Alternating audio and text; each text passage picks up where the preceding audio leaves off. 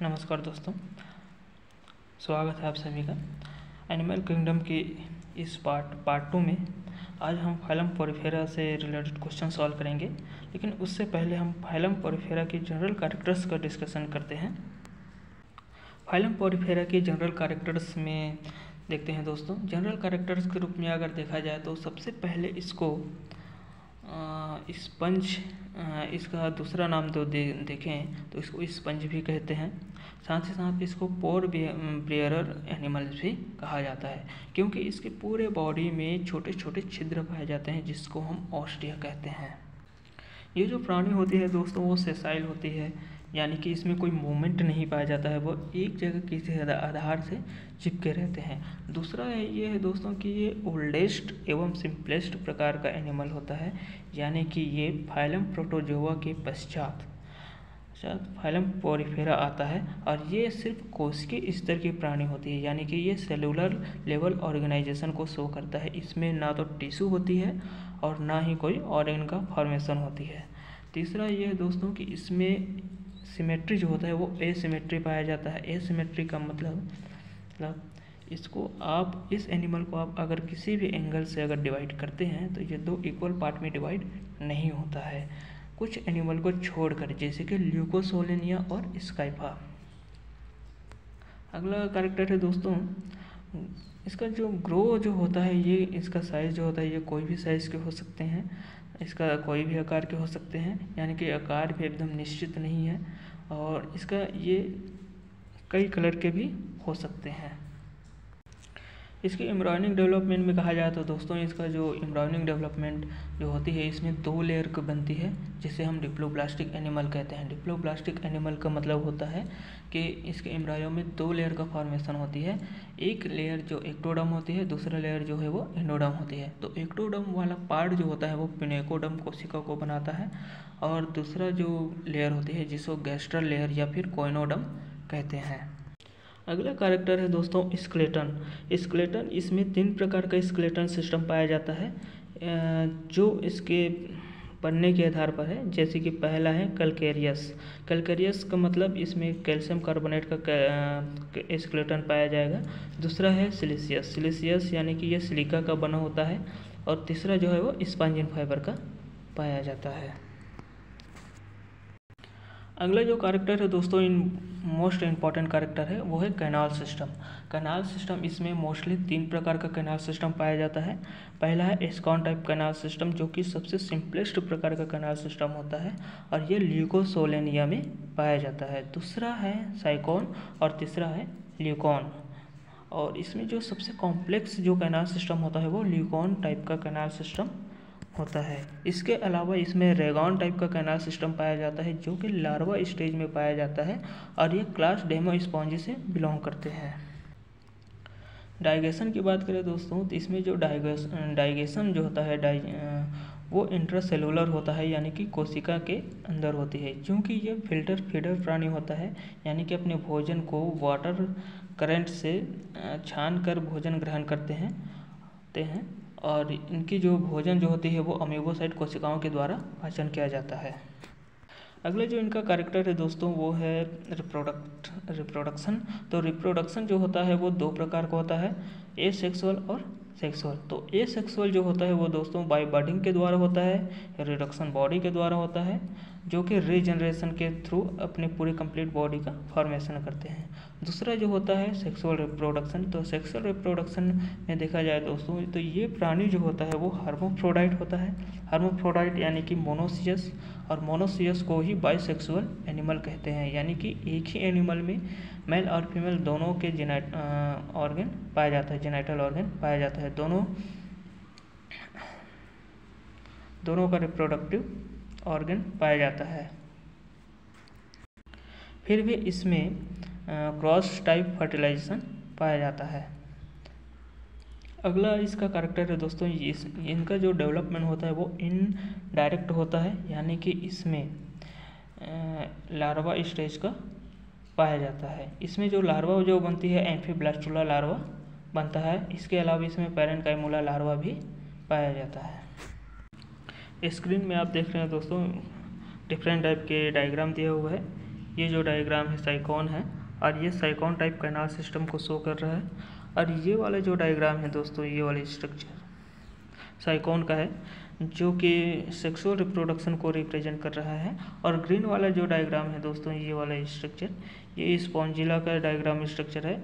ये स्पॉन्जिला जो होती है, ये वो ग्रीन एल्गी के साथ होती है, जिसकी वजह से ये ग्रीन कलर का दिखाई देता है। और ये जो डायग्राम है स्ट्रक्चर है, ये यूप्लेक्टिला का स्ट्रक्चर है। ये आप जो वाइट कलर जो आप देख रहे हैं दोस्तों, ये इस सिलिशियस स्केलेटन को शो कर रहा है। तो जनरल कैरेक्टर के पश्चात हम इससे रिलेटेड इम्पोर्टेंट क्वेश्चन को सॉल्व करने की कोशिश करते हैं। तो फाइलम पोरिफेरा का हमारा पहला क्वेश्चन है दोस्तों, पैराजूलॉजी इज़ द स्टडी ऑफ, यानी कि पैराजूलॉजी के अंतर्गत हम क्या स्टडी करते हैं, क्या पढ़ते हैं, वो हमको देखना है। तो हमारा पहला ऑप्शन दिया हुआ है प्रोटोजोआ, दूसरा ऑप्शन है पैरासाइट, तीसरा ऑप्शन है पोरिफेरा, और चौथा ऑप्शन है सिलेंट्रेटा। तो जाहिर सी बात है दोस्तों, हम फाइलम पोरिफेरा का स्टडी कर रहे हैं, तो क्वेश्चन भी उससे ही रिलेटेड होगा। तो हमारा जो ऑप्शन होगा वो फाइलम पोरिफेरा है। ऑप्शन सी करेक्ट इसका आंसर होगा। नेक्स्ट क्वेश्चन हमारा है पोरिफेरा आर, यानी कि पोरिफेरा के बारे में हमको देखना है। तो हमारा ऑप्शन है पहला ए सेलुलर, दूसरा है डिप्लोब्लास्टिक, तीसरा है ट्रिप्लोब्लास्टिक, चौथा है नॉन ऑफ द एबव। यानी कि हमको देखना है कि पोरिफेरा है क्या चीज़, क्या वो ए सेलुलर में आता है? तो बिल्कुल नहीं, ए सेलुलर नहीं है, क्योंकि पोरिफेरा जो है वो मल्टी सेलुलर ऑर्गेनिज्म है। दूसरा कहा गया है दोस्तों, ये डिप्लोब्लास्टिक एनिमल है, जैसे कि हमने कैरेक्टर में पढ़ा है कि ये डिप्लोब्लास्टिक होता है। ट्रिप्लोब्लास्टिक बिल्कुल नहीं होता है। नॉन ऑफ द अबव, ये ऑप्शन भी गलत हो जाएगा। तो हमारा सही आंसर होगा, राइट आंसर होगा ऑप्शन बी, यानी कि डिप्लोब्लास्टिक एनिमल। अगला क्वेश्चन है दोस्तों पोरिफर्स आर। पोरिफर्स को क्या है निम्न ऑप्शन में, वो देखते हैं। पहला हमारा ऑप्शन है अमोनोटेलिक, यूरियोटेलिक, यूरिकोटेलिक, या ऑल ऑफ द एबव। तो पोरिफर्स जो होती है दोस्तों, वो अमोनोटेलिक ऑर्गेनिज्म होती है, यानी कि ये अमोनिया का सिक्रेशंस करता है, और इसमें कोई सिक्रेशन के लिए कोई ऑर्गन नहीं पाया जाता है। ये डायरेक्टली वाटर के संपर्क में होता है, तो अपना जो सिक्रेटरी पदार्थ प्रोडक्ट होता है अमोनिया, उसे जनरली बॉडी सरफेस के द्वारा रिलीज कर दिया जाता है। अगला क्वेश्चन है पोरिफर्स आर। पोरिफर्स क्या चीज़ है वो देखते हैं। तो पहला हमारा ऑप्शन है एसिलोमेट, ये सही है क्योंकि इसमें सिलोम नहीं पाया जाता है। दूसरा है सीडोसिलोमेट, तो ये गलत है। तीसरा है साजोसिलस, ये भी गलत है। तीसरा है इंटेरोसिलोमेट, ये भी गलत है, क्योंकि पोरिफर्स में कोई सिलोम नहीं पाया जाता है। तो ये नीचे का 3 ऑप्शन गलत हो जाता है। हमारा पहला ऑप्शन है एसिलोमेट। नेक्स्ट क्वेश्चन है कोइनोसाइट्स आर फाउंड इन। जैसे कि हम जानते हैं पोरिफर्स में मेन जो कोशिका का कैरेक्टर होता है वो कोइनोसाइट कोशिका ज़्यादा फेमस है। तो हमें इसको देखना है निम्न ऑप्शन में किस में पाया जाता है। तो हाइड्रा जो होता है वो सिलेंट्रेट है, तो ये ऑप्शन गलत हो जाएगा। टीनिया एक प्लेटीहेलमिन्थेसिस है, ये भी गलत हो जाएगा। साइकोन पोरिफर्स है, तो इसमें कोइनोसाइट सेल्स पाया जाता है, ये ऑप्शन सही है।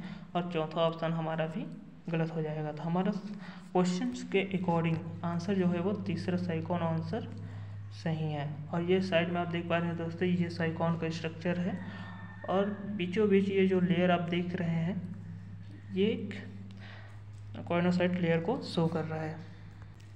अगला क्वेश्चन है the skeletons of bath sponge is made up of. यानी कि इसमें कहा गया है, पूछ रहा है दोस्तों कि बाथ स्पंज का स्केलेटन किससे बना होता है। तो हमको निम्न ऑप्शन में देखना है। पहला है स्पॉन्जिन फाइबर, दूसरा है सिलिशियस, तीसरा है कैल्केरियस, या ऑल ऑफ द एबव।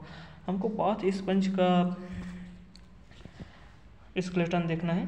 जैसे कि हमने कैरेक्टर में पढ़ा है कि इसका 3 प्रकार के स्केलेटन पाया जाता है, कैल्केरियस, सिलिशियस और स्पॉन्जिन फाइबर। तो बाथ स्पंज जो होता है वो दोस्तों डेमो स्पॉन्जी क्लास में बिलोंग करता है, और डेमो स्पॉन्जी जो होता है उसमें स्पॉन्जिन फाइबर टाइप का स्केलेटन पाया जाता है। तो बाकी ये जो तीनों ऑप्शन है ये गलत हो जाएगा, हमारा सही ऑप्शन होगा स्पॉन्जिन फाइबर। अगला क्वेश्चन है siliceous spicules are characteristics of, यानी कि इसमें पूछा गया है सिलिशियस स्पाइक्यूल्स किसका लक्षण है, किसका कैरेक्टर है। तो निम्न ऑप्शन में हमें देखना है, पहला है ल्यूकोसोलेनिया, दूसरा है यूप्लेक्टेला, तीसरा है साइकोन और चौथा है स्लियोना। तो हमारा पहला ऑप्शन गलत है, तीसरा ऑप्शन भी गलत है और चौथा ऑप्शन भी गलत है। हमारा सही ऑप्शन होगा ऑप्शन बी यूप्लेक्टेला। अब ये डायग्राम में आप देख पा रहे हैं दोस्तों, यूप्लेक्टेला का डायग्राम है, ये क्लास हेक्साक्टिनेलिडा के अंतर्गत आता है और इसे ग्लास स्पंज भी कहा जाता है, क्योंकि ये इसका जो स्पाइक्यूल होता है यानी कि स्केलेटन होता है वो सिलिका का बना होता है, यानी कि ये जो देखने में कांच का बना वस्तु की तरह दिखाई देता है। अगला क्वेश्चन है दोस्तों, Regan type canal system is found in, हमको क्वेश्चन में पूछा गया है कि कैनाल सिस्टम किस में पाया जाता है। तो निम्न ऑप्शन में हमको देखना है कि रेगान टाइप कैनाल सिस्टम किस में पाया जाता है। पहला दिया है क्लियोना, दूसरा दिया है ल्यूकोसोलेनिया, तीसरा है साइकोन और चौथा है यूप्लेक्टेला। तो इसमें अगर हम देखें दोस्तों, यूप्लेक्टेला में ल्यूकॉन टाइप कैनाल सिस्टम होता है तो आंसर गलत हो जाएगा। साइकोन में साइकोन टाइप का कैनाल सिस्टम पाया जाता है, ये ऑप्शन भी गलत हो जाएगा। और ल्यूकोसोलेनिया में देखा जाए तो इसमें स्कॉन टाइप कैनाल सिस्टम पाया जाता है। तो हमारे जो नीचे का 3 ऑप्शन है वो सभी गलत हो जाएगा और हमारा सही आंसर होगा स्लियोना। नेक्स्ट क्वेश्चन है दोस्तों, sycon type of canal system is found, हमको स्कॉन टाइप का कैनाल सिस्टम देखना है किस में पाया जाता है। तो पहला हमारा ऑप्शन दिया है यू स्पॉन्जिया, दूसरा है स्काइफा, तीसरा है ग्रेंसिया, चौथा है ल्यूकोसोलेनिया। तो यू स्पॉन्जिया की अगर हम बात करें तो इसमें, और स्काइफा की बात करें और ग्रेंसिया की बात करें तो इसमें स्कॉन टाइप का कैनाल सिस्टम नहीं पाया जाता है। इन तीनों में पाया जाएगा या तो साइकोन टाइप का कैनाल सिस्टम होगा या फिर ल्यूकॉन टाइप का कैनाल सिस्टम होगा। तो हमारा चौथा जो ऑप्शन बच जाता है ल्यूकोसोलेनिया, ये इसमें पाया जाता है स्कॉन टाइप का कैनाल सिस्टम। साइड में आप देख पा रहे हैं ये डायग्राम, ये ल्यूकोसोलेनिया का डायग्राम है और ये सबसे सिंपलेस्ट टाइप का कैनाल सिस्टम को शो करता है। इस कैनाल सिस्टम में दोस्तों सबसे पहला जो होता है वो ऑस्टिया होता है, उसके पश्चात ये ऑस्टिया जो ओपन होती है स्पॉन्जोसिल में होता है और ये स्पॉन्जोसिल ऊपर की ओर एक छिद्र होते हैं जिसे ऑस्कुलम कहते हैं, ये इसमें ओपन होता है। तो इसमें 3 पार्ट ही 3 नाम ही होता है, पहला ऑस्टिया, दूसरा है स्पॉन्जोसिल और तीसरा है ऑस्कुलम। इस प्रकार से इसमें वाटर जो होती है ऑस्टिया के थ्रू स्पॉन्जोसिल में प्रवेश करती है और स्पॉन्जोसिल से ये ऑस्कुलम से होते हुए बॉडी से बाहर निकल जाती है। हमारा अगला क्वेश्चन है, in leucon type canal system choanocytes line the, हमको क्वेश्चन में पूछा गया है दोस्तों ल्यूकॉन टाइप कैनाल सिस्टम में कॉइनोसाइट स्तर पाया जाता है, निम्न ऑप्शन में हमको देखना है। तो हमारा पहला ऑप्शन दिया हुआ है स्पॉन्जोसिल, तो स्पॉन्जोसिल में बिल्कुल नहीं पाया जाता है और ल्यूकॉन टाइप में स्पॉन्जोसिल आप देख पा रहे हैं, इस वाली जगह को स्पॉन्जोसिल कहते हैं ये, तो यहाँ पे कॉइनोसाइट सेल्स का कोई गुंजाइश ही नहीं है। दूसरा हमारा ऑप्शन है रेडियल कैनाल, तो रेडियल कैनाल ल्यूकॉन टाइप में नहीं पाया जाता है क्योंकि ये दूसरे चैम्बर में ये कन्वर्ट हो जाती है। तीसरा ऑप्शन जो दिया हुआ है फ्लैजिलेटेड चैम्बर, तो जी हाँ दोस्तों इसका आंसर होगा फ्लैजिलेटेड चैम्बर, क्योंकि हमारा चौथा ऑप्शन है वो नॉन लिखा हुआ है, तो नॉन तो होगा ही नहीं क्योंकि फ्लैजिलेटेड चैम्बर दिया हुआ है। रेडियल कैनाल जो होता है ल्यूकॉन टाइप कैनाल सिस्टम में फ्लैजिलेटेड चैम्बर में चेंज हो जाता है। जैसे कि आप डायग्राम में देख पा रहे हैं, ये वाला स्ट्रक्चर देख रहे हैं वो फ्लैजिलेटेड चैम्बर को शो कर रहा है। अगला क्वेश्चन है दोस्तों, विच इज इनकरेक्ट, इनकरेक्ट को जोड़ी को देखना है, इनकरेक्ट पेयर को हमको इसमें फाइंड आउट करना है। हमारा पहला ऑप्शन दिया हुआ है डेमो स्पॉन्जिला, तो डेमो स्पॉन्जी से स्पॉन्जिला बिलोंग करता है, बिल्कुल सही ऑप्शन है। दूसरा दिया हुआ है कैलकेरिया और सामने दिया हुआ है क्लियोना। तो क्लियोना जो है वो कैलकेरिया से बिलोंग नहीं करता है, तो ये ऑप्शन गलत है। और तीसरा जो ऑप्शन है हेक्साक्टिनेलिडा के में दिया हुआ है हाइलोनिमा, तो ये ऑप्शन भी सही है। और चौथा ऑप्शन दिया हुआ है हेक्साक्टिनेलिडा यूप्लेक्टिला, तो ये यूप्लेक्टिला भी हेक्साक्टिनेलिडा के अंतर्गत आता है, तो ये भी ऑप्शन सही हो जाएगा। तो हमारा आंसर होगा ऑप्शन बी कैलकेरिया क्लियोना। अगला क्वेश्चन है दोस्तों, internal words for overcoming unfavourable condition in Spongilla is. हमको देखना है दोस्तों, क्वेश्चन में पूछा गया है स्पॉन्जिला में अनफेवरेबल कंडीशंस में जो इंटरनल बर्ड बनता है वो क्या चीज़ होता है, वो क्या होता है, हमको उसी के बारे में देखना है। तो हमारा ऑप्शन पहला दिया हुआ है जेम्यूल, दूसरा है बर्डिंग, तीसरा है रीजनरेशन, चौथा है पेरेंकाइमुला। तो हमारा सही ऑप्शन होगा दोस्तों पहला ऑप्शन जेम्यूल। अगला क्वेश्चन है regeneration ability of sponge is due to. हमको स्पंज में रीजनरेशन की एबिलिटी के बारे में पूछा गया है। तो हमारा पहला ऑप्शन दिया हुआ है रिडक्शन बॉडी, दूसरा ऑप्शन दिया है आर्क्योसाइट, तीसरा ऑप्शन है जेम्यूल, चौथा ऑप्शन है जर्म सेल।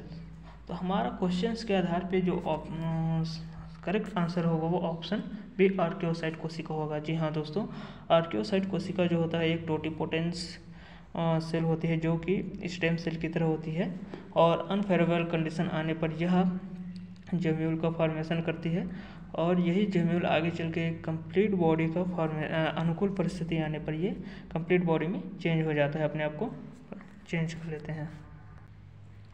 अगला क्वेश्चन है the movement of water in ascon type of canal system is. इस क्वेश्चन में पूछा गया है कि एस्कॉन टाइप कैनाल सिस्टम में वाटर का मूवमेंट कैसे होता है। हमको ऑप्शन दिया हुआ है, पहला ऑप्शन दिया हुआ है पिनिकोसाइट्स के बाद जो वाटर का मूवमेंट है वो कोइनोसाइट में जा रहा है, तो ये, और कोइनोसाइट से फिर एपोपॉइल, एपोपॉइल से फिर ऑस्टिया। तो ये ऑप्शन बिल्कुल गलत है क्योंकि ऑस्टिया से शुरुआत होती है, अंत नहीं होता है। दूसरा ऑप्शन दिया हुआ है ऑप्शन बी ऑस्टिया, स्पॉन्जोसिल और फिर ऑस्कुलम।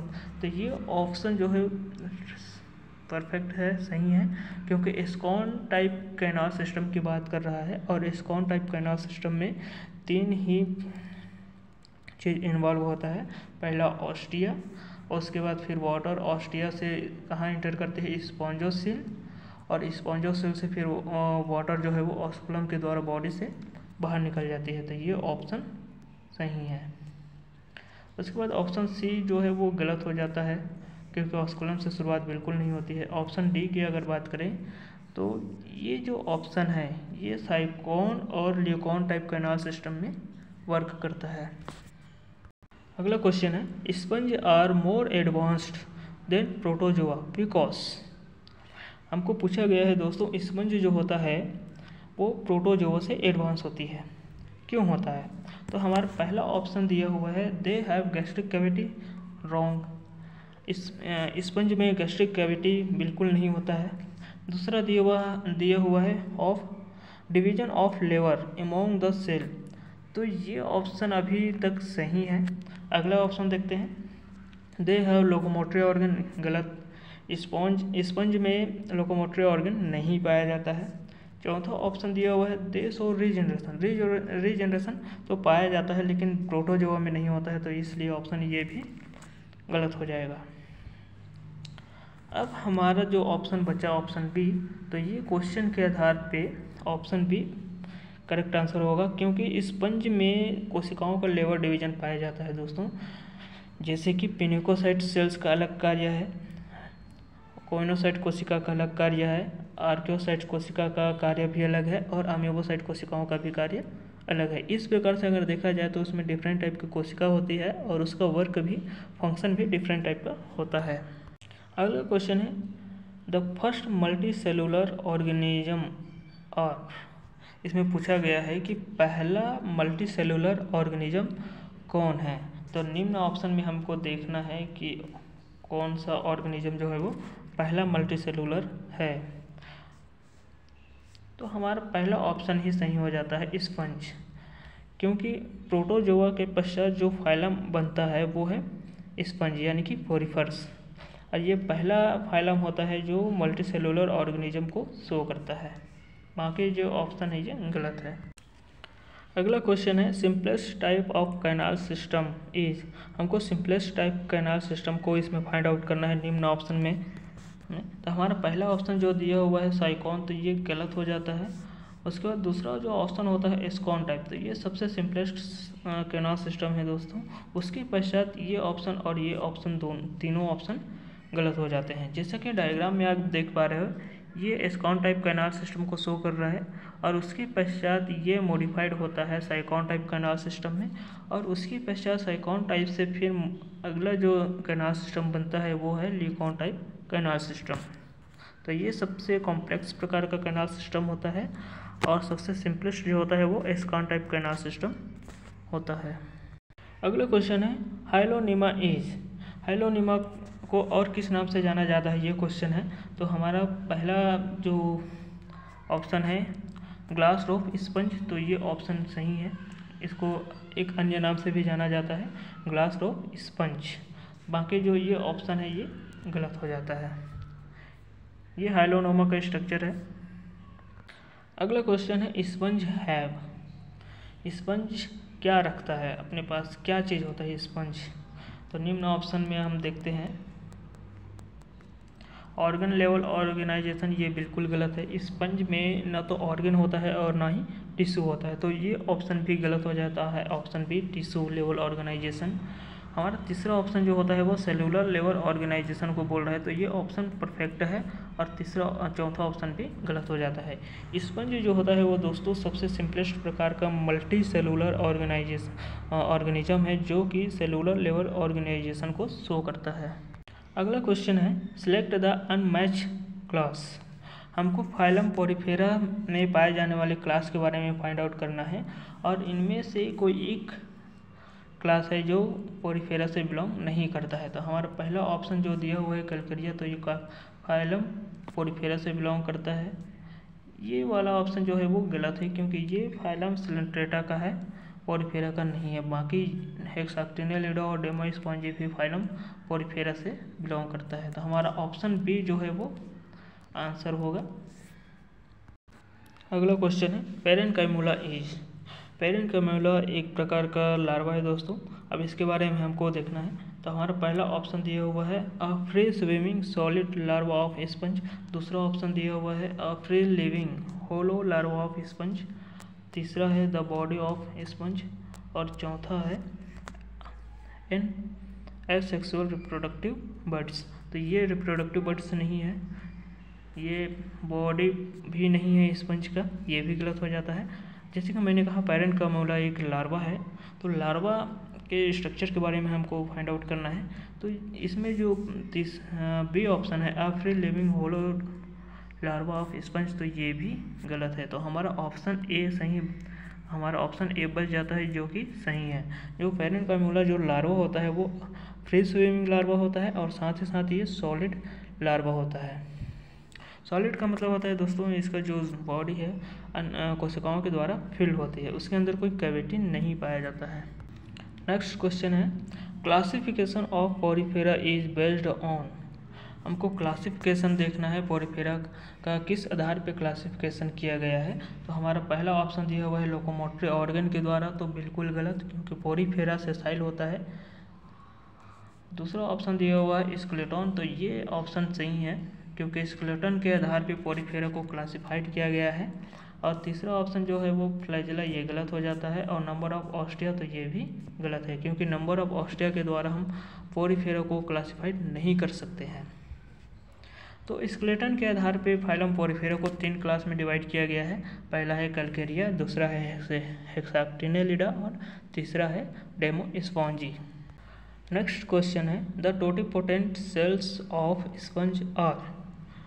यानी कि स्पंज में टोटिपोटेंट सेल्स के बारे में पूछा गया है, किसे कहते हैं। तो हमारा पहला जो ऑप्शन है थिसोसाइट, तो ये ऑप्शन गलत है।